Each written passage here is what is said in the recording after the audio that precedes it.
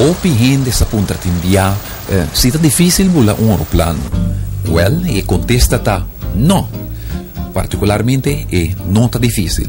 Foi um momento que eu comecei a voar uma avioneta, bom instrutor talaga a bom mês manejar controle de aeroplano.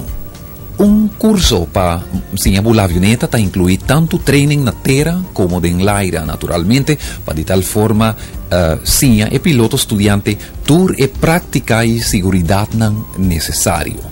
Na terra, estudiante está, entre outros, chequeo de avião, promeco vuelo, maneira por ser mira aqui não, lei e regulação de aviação, meteorologia, navegação, comunicação e funcionamento de motor e instrumento. Então, prática em l'aire mesmo consiste de lança e aeroplano, está despegar, maniobra para tomar lorada, precaução para eventual colisão com outro aeroplano andando em l'aire, passo não apropriar para ser tomar no momento de eventual emergência e especialmente aterrissagem.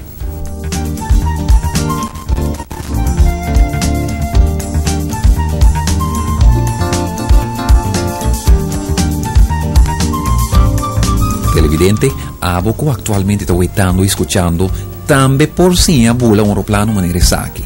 Anto corta conta cospa gente homem só, pero gente mulher também.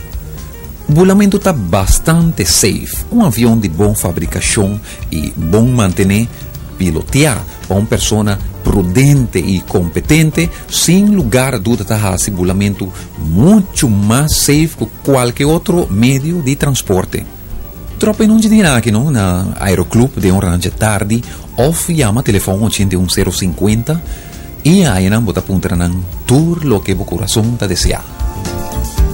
Para Deporte Tele 8 informavo Alex Alberto.